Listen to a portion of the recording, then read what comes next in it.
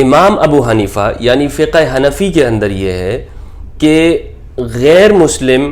وہ مسجد حرام میں بھی داخل ہو سکتا ہے اور وہ دنیا کی دوسری مسجدوں میں بھی آ سکتا ہے، یعنی مسجد حرام سے مراد جہاں پہ کعبہ ہے۔ السلام علیکم ورحمۃ اللہ وبرکاتہ۔ ایک سوال مجھ سے بارہا پوچھا گیا ہے، مفتی صاحب یہ بتائیے کہ اسلام کے اندر غیر مسلموں کو مکہ اور مدینہ میں داخل ہونے کی اجازت کیوں نہیں ہے؟ یعنی ایک وہ شخص جو کلمہ نہیں پڑھتا، مسلمان نہیں ہے، آپ مسلمان لوگ اسے نہ مکہ میں داخل ہونے کی اجازت دیتے ہیں نہ مدینہ میں، جسے حرم کہتے ہیں، تو اس کی کیا وجہ ہے؟ کیونکہ اگر آپ یہ کہتے ہیں کہ اسلام سب انسانوں کے لیے ہے تو پھر یہ بتائیے کہ مکہ میں پھر آپ بغیر کلمہ پڑھے کسی کو داخل کیوں نہیں ہونے دیتے؟ تو اس کا جواب دیجیے۔ تو دیکھیے، جس غیر مسلم بھائی نے یہ سوال کیا ہے میں ان کا شکریہ بھی ادا کرتا ہوں، اور میں یہ جواب ریکارڈ کر رہا ہوں تاکہ سب لوگوں کے لیے اس کا فائدہ ہو۔ قرآن مجید کی سورہ نمبر 9 آیت نمبر 28،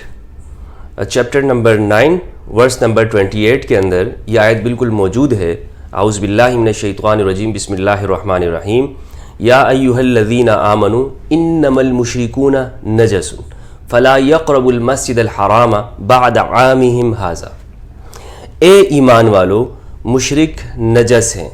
پس مسجد حرام کے اندر اس سال کے بعد وہ داخل نہ ہونے پائے۔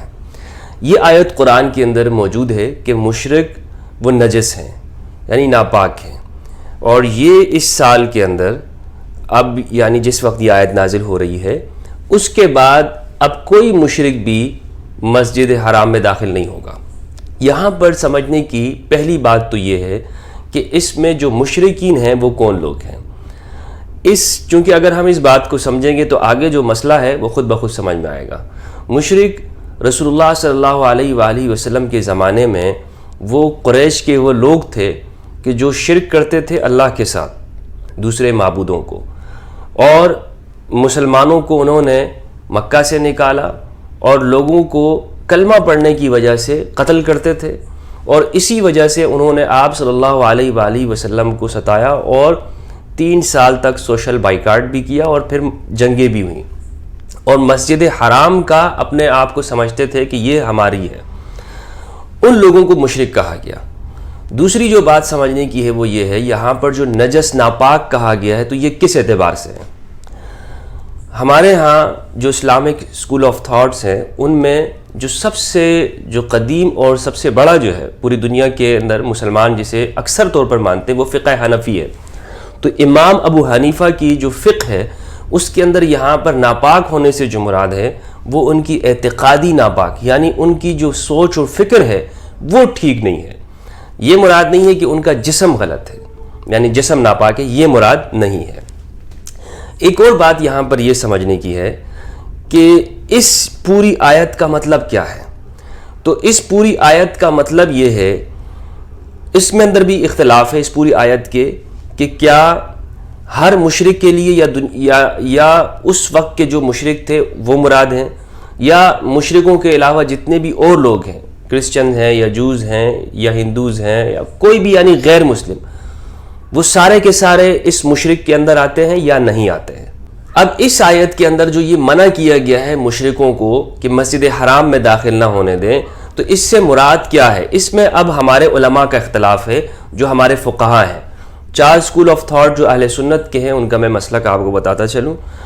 امام ابو حنیفہ کو ہم بعد میں ڈسکس کریں گے، امام شافعی، امام احمد بن حنبل، امام مالک،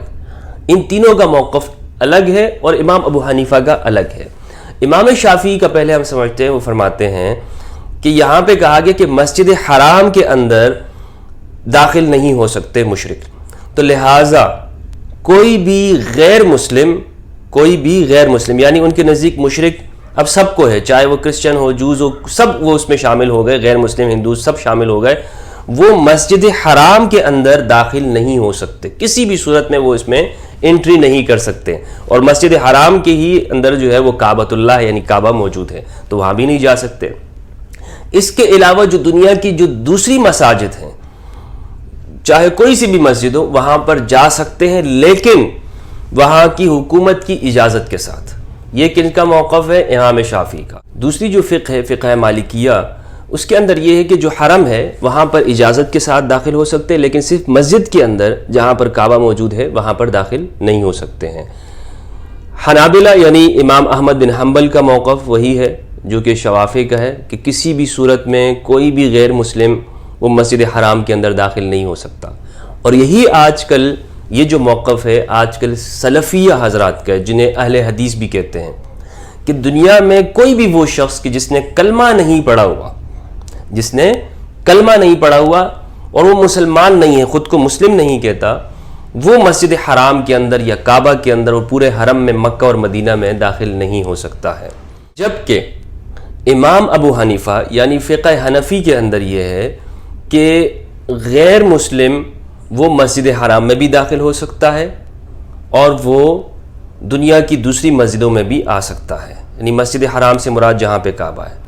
کوئی بھی ہو جس نے کلمہ نہیں پڑھا ہوا وہ وہاں پہ داخل ہو سکتا ہے، اس کو منع نہیں ہے۔ تو اب ان پر یہ سوال آتا ہے کہ پھر قرآن کے اندر جو یہ آیت ہے کہ اس سال کے بعد کوئی بھی مشرک وہ مسجد حرام میں داخل نہ ہو، اس کا کیا مطلب ہے؟ کیونکہ قرآن تو کہہ رہا ہے کہ کوئی بھی مشرک وہ داخل نہیں ہو سکتا، تو آپ کیسے کہہ رہے ہیں کہ داخل ہو سکتا ہے؟ تو حنفیہ نے اس کا جواب یہ دیا ہے کہ اس آیت کے اندر جو یہ کہا گیا ہے کہ اس سال کے بعد مشرک داخل نہیں ہو سکتے، دراصل ان کو حج کرنے سے منع کیا ہے، کیونکہ ان کا جو حج تھا اس کے اندر وہ ننگے ہو کر حج کرتے تھے، سیٹیاں بجایا کرتے تھے اور اوٹ پٹانگ حرکتیں کرتے تھے، تالیاں بجاتے تھے، تو ان کے اس کام کے اندر انہیں منع کیا گیا کہ اس سال کے بعد کوئی بھی مشرک وہ حج کے ارادے سے مکہ کے اندر داخل نہیں ہو سکتا۔ اس سے یہ مراد ہرگز نہیں ہے کہ مشرک چونکہ نجس ہے تو وہ مکہ میں نہیں آ سکتا، حرم کے اندر داخل نہیں ہو سکتا، یہ مراد نہیں ہے۔ اور دنیا کی جو دوسری مساجد ہیں اس میں تو حنفیوں کے نزدیک کوئی اختلاف ہی نہیں ہے، یعنی دنیا کی کوئی سی بھی مسجد ہو اس میں غیر مسلم داخل ہو سکتا ہے، انہیں منع نہیں کیا جائے گا۔ یہ حنفیوں کی تمام جو اصول کی کتابیں ہیں یا جو شرح ہیں، جیسے ہدایہ ہو گیا، یا آپ جو ہے نا فتاوی کی جو کتابیں ہیں، فتاوی شامیہ یا فتاوی علمگیریہ، سب میں یہ بات موجود ہے کہ دنیا کی کسی مسجد سے بھی غیر مسلموں کو منع نہیں کیا جائے گا، اور وہ غیر مسلم کوئی بھی ہو سکتا ہے۔ لہٰذا یہ بات سمجھ لینی چاہیے کہ جو تینوں مذاہب ہیں، شافعی، حنابلہ اور مالکیہ، ان کے نزدیک جو مسجد حرام ہے یعنی جہاں پہ کعبہ موجود ہے اس میں داخل نہیں ہو سکتے، اور امام ابو حنیفہ جن کو حنفی بھی کہا جاتا ہے، ان کے نزدیک یہ ہے کہ حرام میں بھی داخل ہو سکتے ہیں جہاں پر کعبۃ اللہ موجود ہے، اور وہاں بھی جہاں دنیا کے جو دیگر مساجد ہیں۔ امید کرتا ہوں کہ یہ مسئلہ سمجھ آ چکا ہوگا، کیونکہ یہ ایسا مسئلہ ہے کہ جو ہمارے ہاں عام مسلمانوں کو بھی نہیں معلوم ہوتا،